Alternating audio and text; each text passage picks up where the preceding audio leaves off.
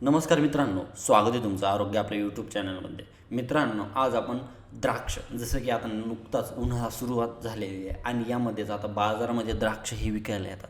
तर म्हणलं हे द्राक्ष आपण कसे खाल्ले पाहिजे आणि याने आपल्या शरीराला काय फायदे होणार आहेत याची संपूर्ण माहिती आजच्या व्हिडिओत आपण बघणार आहोत.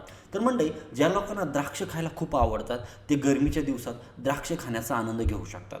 द्राक्षामध्ये अशी बरीच पोषक तत्व असतात जे द्राक्ष खाल्ल्याने शरीराला फायदेसुद्धा मिळतात. मंडळी, द्राक्ष फक्त चवीला चांगली नसून यात बरीच पोषक तत्वही असतात. द्राक्ष खाण्याचे फायदे समजून घेणार आहोत. तर म्हणलं यामध्ये द्राक्षामध्ये व्हिटॅमिन सी आणि व्हिटॅमिन एचं प्रमाण भरपूर असतं. द्राक्ष खाल्ल्याने इम्युनिटी म्हणजे की सिस्टमला चांगली राहते. हेल्थ एक्सपर्ट सांगतात हाडाचे आरोग्य चांगले राहण्यासाठी तुम्ही द्राक्षाचं सेवन करू शकता.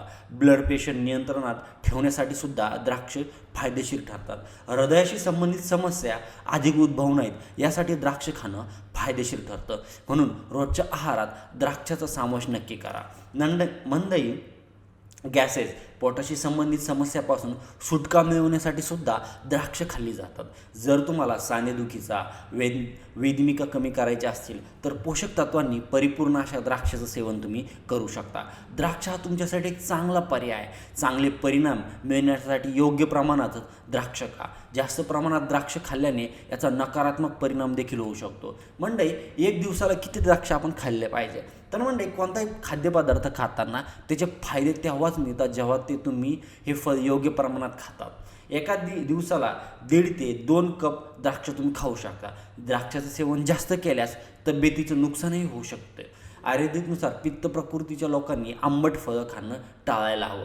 द्राक्ष स्वच्छ धुवून थेट खाऊ शकता किंवा स्मूथ बनवून पिऊ शकता. पालक, काकडी, केळी, पुदिन्यासोबत ब्लेड करून द्राक्ष देखील खाऊ शकता. या व्यतिरिक्त द्राक्षावर दही, लसूण तुम्ही खाऊ शकता. द्राक्षांचा ज्यूस पिणंही फायदेशीर ठरतं. आता द्राक्ष कोणत्या वेळी खावीत?